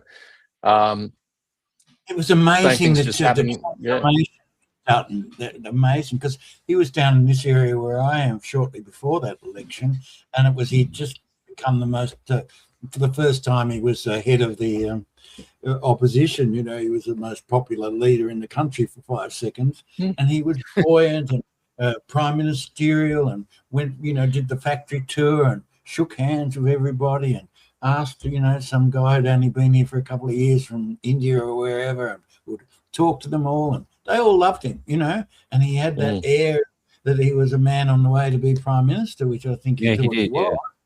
He really thought he was on the way, and then suddenly he runs this appalling campaign, totally spineless, as you say, worse than Scott Morrison. Just like, well, it's because there's two parties in trying to coexist in one party, and you've only got to go to a Liberal Party meeting and just listen to 3 or 4 Liberal Party people speak, and that conflict will emerge in about 2 seconds flat. And so the only way to deal with that is you've got to give each of them a product. And say, okay, you have that product, you have that product, and then we'll see who wins, and then we'll run a coalition government based on that, and that would at least reflect then what Australian people actually think. Because I think at the moment, the conservative side has been greatly underrepresented, and they're fed up. Now they've gone. I don't think there's any coming back now. I don't think there's another thing in crisis management where if you've had a company that's been around for a long time, like, I don't know, Enron or what was the bank that went under in the Merrill Lynch, or, you know, these big brands, right? Arthur Andersen Accounting. These are massive brands. If you work for these companies all your life and you've built your career there and you're thinking, one day I'm going to get to the top, and then all of a sudden some massive crisis comes along and it's like, oh, the company's actually going under. Nobody inside, it's called crisis denial. Nobody inside actually believes it can happen. So everyone just goes around acting like everything's like it normally is. And that's what we see with the Liberal Party of today. Yeah, that's where our country is today. Yeah, that's true. Well, yeah. right. Yeah, that's where our country frighteningly, yeah, you're right, man. Yeah. So you go to a supermarket and you're in a field of lobotomized Hindu cows. Everyone's just, I tell people, you go this year in a supermarket, everything's happy. Everything's like all the posters. Buy this phone. Look how happy I am. Even in the advertisements, they don't smile anymore. Have you noticed that they laugh their heads off? They're like, I'm so happy with my phone. And yet the only sad thing in all these supermarkets is the people who are just like this going through. That's what I see in this, because I travel the road. Everyone's so down. All their spark has gone. And I think that's what you're dealing with. They're slowly coming to the realization that, I hate to swear on Sunday morning, that we're fucked. Somehow we've seriously fucked up. We've got all this mineral wealth, all this space, all this land. There's hardly any of us, and we owe $1.3 trillion. No one can figure out what a trillion is because everyone's trying to reach 1 million. And we've got the woke stuff has just been pushed everywhere, like some new religion that's been plastered over us. Everything's coming out about COVID, that COVID was not that dangerous, and yet they forced most of the country to take this vaccine against a virus that can't kill you with a vaccine that can. And it's all this shit is going on. No one talks about any of it, and the Prime Minister just goes on as though everything's happy Larry. And now one of our oil refineries burns down. We've already got 2 of them. One of them burns down in the midst of a crisis. And even the mainstream reporters are going, do you think it's sabotage? And he's going like, well, people are over it. And it's just, well, the question needs to be asked. I mean, that question needs to be asked, right? I mean, if you take Occam's razor. A drone flying over the thing. A drone flying just happened. One of ours is flying over it. Yeah, it's terrifying. I mean, the most obvious explanation for that, if you were not being too cynical, you would say, okay, maybe they ramped up operations, and because that happens, right? They ramp up operations, then they get a fault, because they've ramped up operations, and a fire breaks out, right? Okay, so that would be the most benign possible scenario for why that happened. But yeah, we need to ask the question, don't you reckon? Was it a benign thing, or wasn't it a benign thing?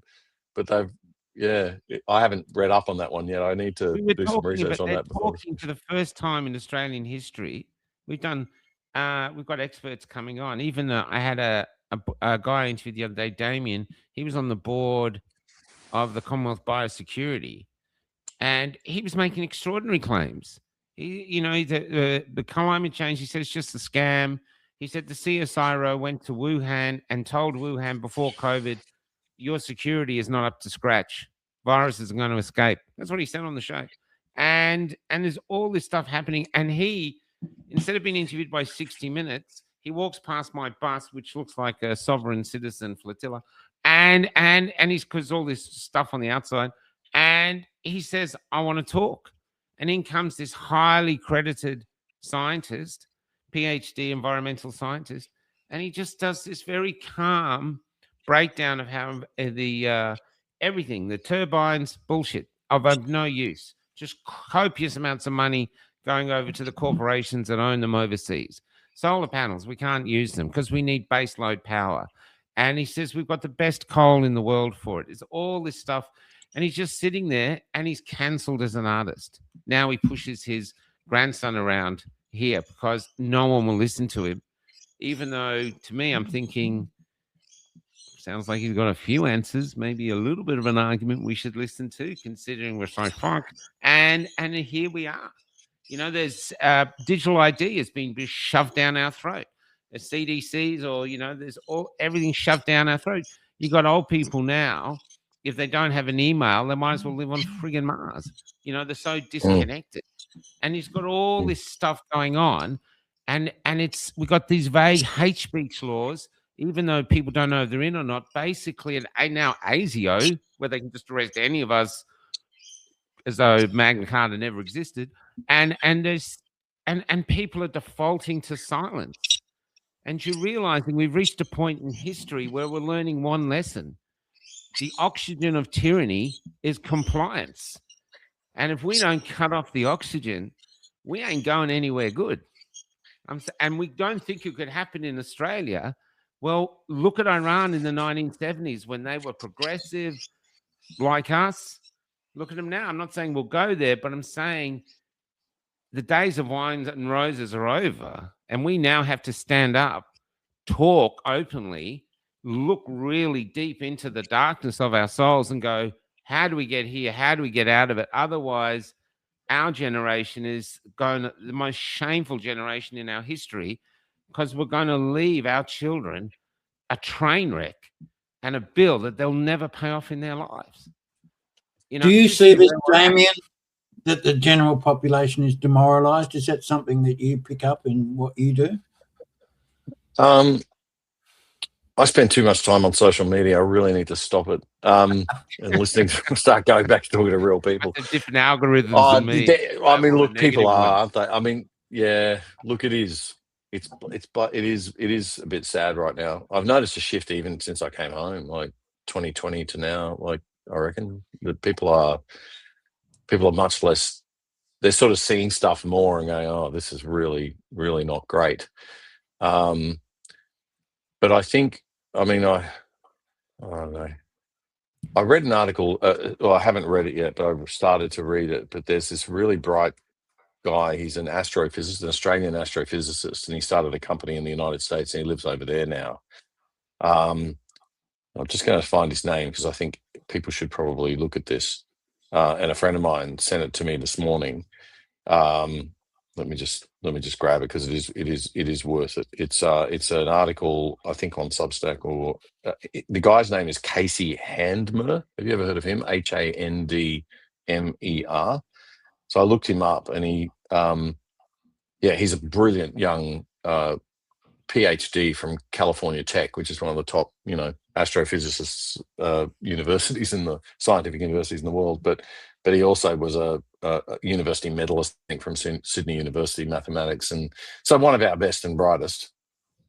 But he's written this article. It says Australia will run an overt command economy by 2040 because we're going to hit this fiscal point of no return, where, and again, I should have read it before I came on, but I think the thesis is basically that we're so dependent on government spending for our GDP growth, for our productivity and keeping business going, that it's getting to the point where the government's just got to go, okay, we're controlling it. We're just going to run a command economy now.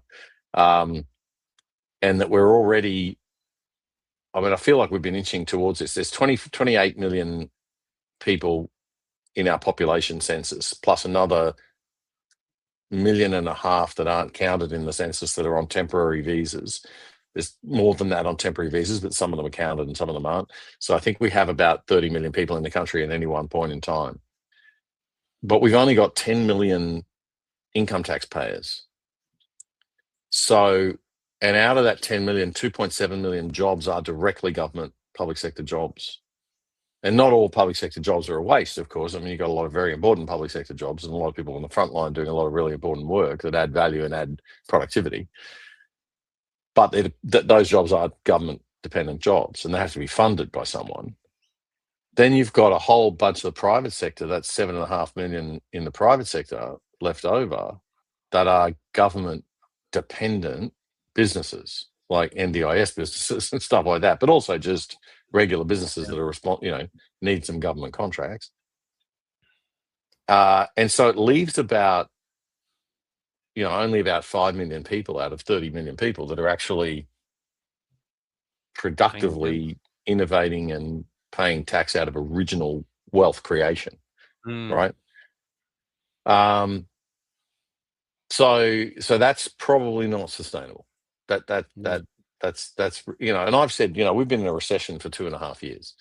I mean, Yeah. you can fudge the numbers by saying, oh, we'll just look at the overall GDP, but the GDP number has government spending in it, and it has and it doesn't take into account the increase in population due to immigration. So you've really got to look at the GDP per capita number, and the GDP per capita number has been in negative growth for, I think it's something like 10 out of the last 12 quarters. So for 3 years, we've mostly been going backwards. You're only supposed to have 2 quarters of negative growth to be in a recession, technically. So we're going backwards. So it's really sad. And, there's an argument to be made that Australia shouldn't have tax, that we should be able, with our natural resources, if they were properly managed, we should be able to fund everything off the back of what we produce and what we dig out of the ground with our small population. Also, where's our sovereign wealth fund? Was one of the worst taxes because it gave them too much money. So they built these elaborate bureaucratic facades which achieve precisely nothing. So we're overtaxed at every level, whether we put petrol, food, income tax, whatever. It's endless, and nobody. And the admin burden, mate, on small business, the admin burden that the it's huge. I talk to small business business person. They're tearing their hair out. I to show you, because go ahead, John. Sorry, I just want to jump in after you. No, Damian, off you go. I just say I actually like talking to ordinary people. That's my thing. I get to interview the big fellas now and again, but I was in a tiny little town in the peninsula of South Australia. Here's this little cafe. I think town called Creswick or something. Here's this little cafe, and it's really busy. And I'm saying to the owner, "Oh, you're doing well. How's business?" She goes, "I earn less than my casual employee." She goes, "The cost of living, the amount of regulation I have to do, the amount of work with all the paperwork, admin and stuff you said." She goes, "I'm working for nothing. It's like $2 an hour or something." She figured it out. And she said, "I have to raise the prices of coffee now to $7 a coffee." She goes, "I don't think they're going to pay it." And so here's this young Australian woman busting her gut to be, small business, the engine of the economy. And the biggest thing in her way is the government. And I've talked to boat builders in Maryborough, Mildura. They build those swamp boats. Like, they've got a big fan at the back and they can go everywhere. And he's selling them in America. He says, "I have to leave. I cannot make money in Australia." And that was before the power costs went up. So we're in economic suicide situation almost. And the NDIS is everywhere. You go to country towns, in our heads, people think of old myths, like I said, the billboard. So they think the country towns are full of, young farmers walking down there, with a wife, and they're all tanned and really rugged and healthy. In fact, it's like Cripple Creek in most of these towns, where you've got a load of cripples and you've got a load of NDIS supporters. And that's the income in these towns. And a lot of the young men, you walk down during the day. This is true. It's what I write about.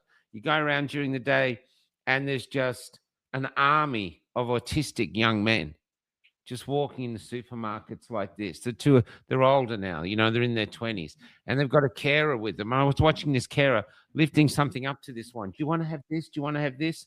And he's just lifting it. He's just holding it. She walks off buying other stuff, and he's just there. Why have we got an army of autistic men? I'm 60 years old. There was no autistic men when I was young. It was rare. Now there's armies of them. They have other people riding scooters. No, you got a fat shame, but the only reason they have the scooters is because they're so fat. Their ass cheeks just hang over the edge of these seats. You know what I mean? It looks like you get to a point, one of them could become a butt plug. I'm sorry, but it's fucking that disgusting. And no one is healthy. You don't see. Or I saw this beautiful man, beautiful guy. He was like a warrior. He was like an old Viking warrior. And he's working on the tills. And he's got a big rainbow next to his name. I stuck it in a plate, a rainbow into his name. And he's just serving like this. And you can see that he's on the verge of suicide, thinking, this is it. This is my life. Can't afford a house, can't afford this. Got $1 trillion worth of debt to pay off. And the only job I can get is scanning fucking groceries, which I'm about to lose because everyone's doing the automatic tills. And There's this little old lady he's serving, and she couldn't lift the bag. He didn't even ask her.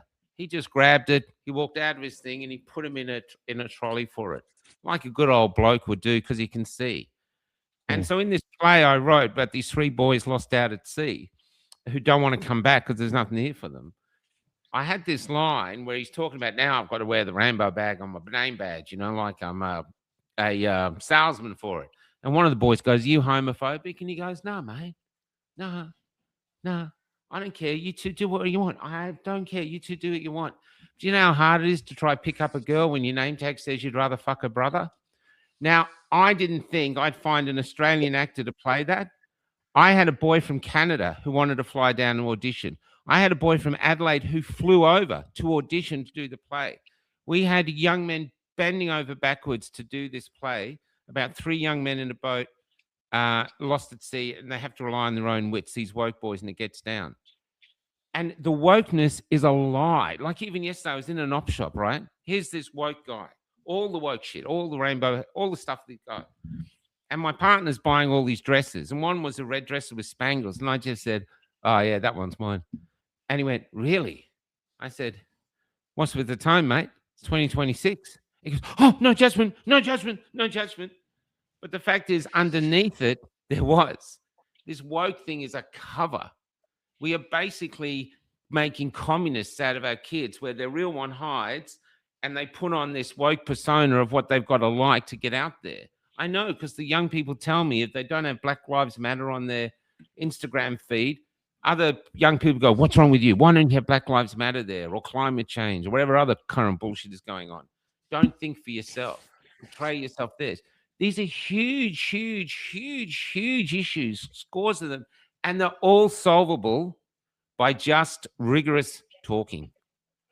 Talking and talking, and we can find solutions, and we can dig our way out of this. But we can't have there's no political way out of this. There just isn't. And I think, in no offense, what has happened is, for the last 30 years, if you wanted to get up in life in Australia, they didn't want larrikins. They wanted yes people. And what we've done is we've got a huge administration of people who can't make a decision, just like you said, Damian. So ScoMo's like, "I don't want to make a decision. Let's get them all together and we all take it." That's where we're at. And what we need, we need Trumps. We need people who are going to be, we need businessmen who are going to make hard decisions and do what we need to do. And we want that.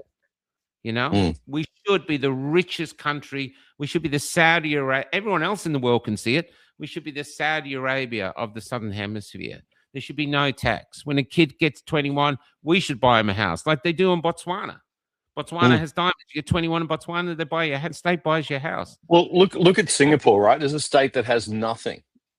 Yeah, nothing. Exactly. No natural resources. A tiny little island. They have to buy their water, or a lot of their water, from Malaysia. They've worked out a way to get desalination happening, but they still have to buy a lot of their water from Malaysia. That place, I think they put $700 million into a sovereign wealth fund, an investment fund, like a savings account for the country. I think it's 2, Temasek and GIC. They got 2 sovereign wealth funds. I looked it up the other day. GIC's got is worth $1 trillion now, and Temasek's worth something like 400 million. So 400 billion. So $1.4 trillion invested for the country in that period of time. They've grown that investment base. They own whatever they own around the world in different stock markets and whatever they've bought, these assets. Okay, good on them. Let's say that makes 5% a year. It probably makes 10%. But if it made 10%, what's that? $140 billion a year, right? The population of Singapore, I think, is only 5 million people. It's a hell of a lot of money for every man, woman, and child. What have we done with all of our resource wealth? Where have we built a sovereign wealth fund? Norway's got a sovereign wealth fund. It's worth $1 squillion. Yeah. We've got the future fund because we sold Telstra. I mean, it's like, okay, what do we do with every gas royalty, with every, and there's a lot of debate now about whether there's enough gas royalties or not.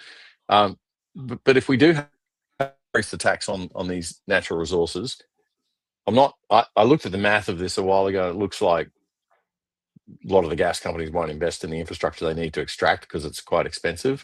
So it's not quite as simple as the lefties at the Australia Institute are making out, or Punters Politics, their PR arm, are making out. it's actually a little bit more complicated. But even if we did it, right, I'm not saying I'm against it. If we can do it, we should do it. But if we could tax them a little bit more for the exported gas, and are we going to spend it or are we going to put it in the bank? Because I think we should force the government to put it in the future fund, and not be allowed to touch it. Because if we let them touch it, they'll just bloody spend it on crap and wasteful projects and wasteful government growth. And so I think the biggest problem we've got at the moment is just this endless government growth. And I think it's by design, Michael. I mean, I don't think they want to fix it. They want small business out the door, because small businesses are paying the ass. We have to say that. Yeah. You have to say, we saw that in COVID. COVID was about supporting the big corporations. Bunnings was open. The supermarkets were open. But I've interviewed so many small businesses that failed in there, and their rents didn't come down and they couldn't open their doors. Hardworking people who've just been forgotten in their history. They're gone, but their business. Well, they drown them in red tape. They drown small business in red tape, because only big business can afford the compliance costs. If I've got to fill in 50 forms to onboard a new client, and they've got to comply with this woke thing and that woke thing and this woke thing, it all looks very nice, right? We're all ESG and we're all corporate, lovely, sweet corporations that care about the planet, and we meet all these ESG objectives. But actually the real story is this stops any small business competing with us, because no small business can possibly do the paperwork. That's right. So, that's what came out of Occupy Wall Street, I think. Yeah. And that was the masterstroke, if you want to get a little bit conspiratorial, I think, of the big American corporations, the big investment firms, the big PR firms, and the WEF and all of that, was this ESG monster. And the S part, social, is the environment, social, governance. So it's about how good is your company at looking after the environment, how good is it looking after social matters, how good is it looking after governance. And you're supposed to align that with the United Nations sustainability objectives, of which there are 7 or 8 or something. And the WEF, the World Economic Forum, which is this annual meeting of 1,500 top corporate leaders and 1,500 top government leaders, you bring them together. I'm not suggesting it doesn't have to be an explicit conspiracy. It's not Klaus Schwab going, ooh, it's just soft power, right? I'll throw the party. You guys all come. We can get you all sharing ideas. Oh, little pipsqueak country over here doesn't have legislation for that. You can model it off. Here's a model piece of legislation you can use. Adapt that and put it in. And then you have the whole investment world going, this is a good way to get extra, bucks.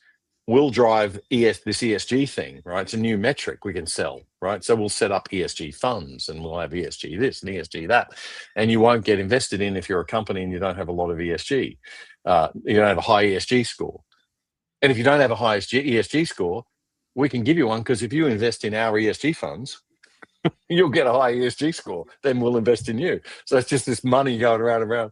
And it's all around this game of Emperor's New Clothes with ESG. So it's a great way to drive all these left-wing ideas of their version of environmentalism, which is all, of course, climate change stuff, their version of social benefit, which is DEI, and their version of good governance, which is big boards that never make decisions and faff about forever, in bureaucracy, and support the other 2 ESG initiatives. So the whole world just got on this. It's like a mass psychosis, right? It wasn't. Again, I don't think it's like Klaus Schwab and 10 evil men sitting around some I don't know, Fabian or what's the other one? The other crazy these. I can't see how Klaus Schwab gets away with wearing that Star Trek uniform. It just happens organically. Yeah. It just happens organically, and you just push it along, and so everyone gets benefit from it. So who does it really benefit? Well, it really benefits large corporations that have the compliance capability and capacity, and it benefits it's big government and large corporations working in cahoots to establish all these regulations and requirements that nobody small can comply with. So it goes against the whole Aussie spirit, which in the Aussie spirit is bugger you, and I'm going to go off and have a go myself. Yeah, exactly. And that's dead now. That's dead, because if you don't put the right little rainbow flag, you're not getting the government job. And if there's no government, and if you don't get a government job, you're not getting any job, because there aren't any jobs other than government jobs. 100%. That's the best. And so you said something about the people, though, and I want to say this: it's in the little things. I was in this little country town. Now, in the big cities, I get it with the self-serving tills. I get it; they don't know anybody. They're just. But in these small country towns, everybody knows everybody. And here, I saw this where they had one old woman on a till serving, and the rest was automated. And the whole town's there doing automated. And I'm thinking, guys, this is your kid's first job. And the corporation's not giving you any discount for you doing the work for them. In fact, they're treating you like a thief. The only person working there is watching you on an iPad, knowing exactly what you have. You put a grape through as an avocado or an avocado through as a carrot. They're going to come up and they're taught to come up and say, I'm sorry, Damian, you might have scanned that avocado as a carrot, you little thief, you little convict. And so they're actually making us feel like that, like we've been demoted to slaves.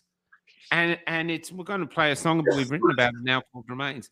But what I'm saying is there's these people, I just wish I'd see the Australian people going, no, you're making billions of us. We want people working on the tills. We want our kids or our separated mothers or our grandmothers who need money to buy food. We want them on the tills, but they don't. They act like this is what we're seeing on the ground. People feel powerless. And I think the way to get people back is with stories of entrepreneurs, of heroes, of who we are as a culture, to give us some courage so that we can stand up to these huge corporations and say, nah, we're not doing it. And it is happening. I do see people around, but this is the way I think the change has to come from the ground up, and the public demand better than what we're actually getting at the moment, because at the moment, like we're having this conversation now, but I was at my parents yesterday, other people there, you start talking about things like this and everyone freezes up. We don't talk about anything that matters. We only talk about trips to Bali and my new caravan. It's like we can't. And this is where we're at. I think it's all solvable, but it takes courage. It takes courage to fling off everything that's gagging our mouths and say, we're Australians, we're here, we've got a responsibility to the next generation, the following generation, and we have failed that responsibility, and we can fix it. We've got to start fixing it now. And if the politicians aren't any good to us, F them off. There has to be something. We cannot continue like this. It's so not being Joe Rogan, we're running out of time. Yeah, I know. I can see you, John. I can see you. Yeah. So, Damian, thanks very much for coming on the show. So, if you were Prime Minister, what would the steps? We do feel, I think, all agree that the country is very demoralised. The standards of living have been dropping for a long time. There's a lack of faith in politicians and the courts and the bureaucracies and everything else, basically. So, if you were Prime Minister, what would be your first steps to right the keel of Australia? Politics is downstream of culture, so my priority would be media and education. So I would immediately be reviewing academia and the ABC, and then downsizing the public service. Just saying, we've got to cut your budgets by 20%, every department 20%, and then we'll look at other departments for another 10%, depending on their necessity. But 20% take it as given. You're going to have to operate with 20% less funding. And then I do everything I can to support small business and entrepreneurship as much as possible. So, a bit of a Harvey A. Millay approach, I suppose, is needed for a while. And he managed to turn that around pretty fast. So 47% improvement in the economy in Argentina. You wouldn't have to touch one police officer, one teacher, one nurse. All those jobs would be fine. You could do it with just going for the middle management bureaucrat that doesn't really add value and in fact creates negative value by inhibiting value creation in other areas. So just get rid of those people and make them feed themselves. Thanks for lending us 2 hours of your time on a Sunday morning. It's been terrific having you on, Damian. It's great having a chat, mate. And what you're doing is meaningful and necessary. So keep it up. It's great. Yeah, good to talk. Just give you a little plug. We'll give you a little plug in the Thank you. Australian League. Appreciate it. Yeah. We need it. We need it right now. So yeah. So it's the other And, side on YouTube. The other side with Damian Coory. I did have. Yeah, you've got to put in, if you search the other side Australia, it'll come up. And then there's a playlist for our full shows. And then there's a playlist for our segmented segments. So we take, every show is about 40 minutes and we cut it into 4 segments and we put those segments out after so the show goes out Friday nights and then the segments go out Sunday, Monday, Tuesday, Wednesday. That's how we do it. Yeah. And then we do shorts on social media out of that. But basically the main show just drops every Friday night and that's the most current and full program. But if you don't like watching for half an hour, then the segments are there as well. Yeah, sure. Sure. On the But other side, all on YouTube, and we just abide by the Google gods, and they've been fairly okay to us so far. As long as you don't say COVID and vaccine too much, you're fine. The holy word. well, This song is called Remains. And so another thing's happening now is there's a renaissance happening. It's actually been driven by AI. So this song was originally written by AI based on my poetry, and now humans are rehumanizing it. And there's a lot of things like that happening, but it's all underground below MSN's radar. I find it fascinating. So this is by a painter, a house painter in Perth called Simon O'Rourke, and he's done a human version of my song called Remains. And the basic thing is everything is gone, but still remains. So that's what people are feeling like. Like Australia still looks like Australia, but something is dreadfully wrong. So we're going for that.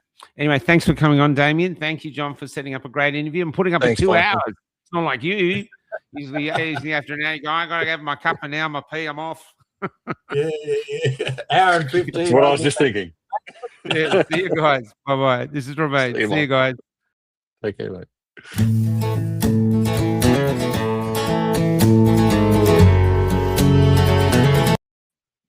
And this is the premiere.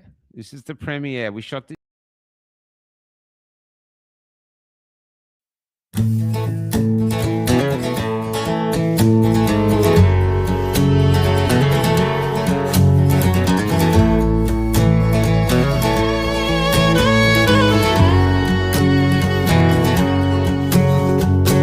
How did we reach here? Where the view looks like the view I used to see. But somehow everything's changed. Everything's gone, yet remains. I went to the shops and the prices going up faster than I paid. Yet we're doing the checkouts like we've been demoted to slave. Somehow everything's changed. Everything's gone, yet remains. How did we get here? How did we go so wrong? Price we're paying, so weak when we were so strong.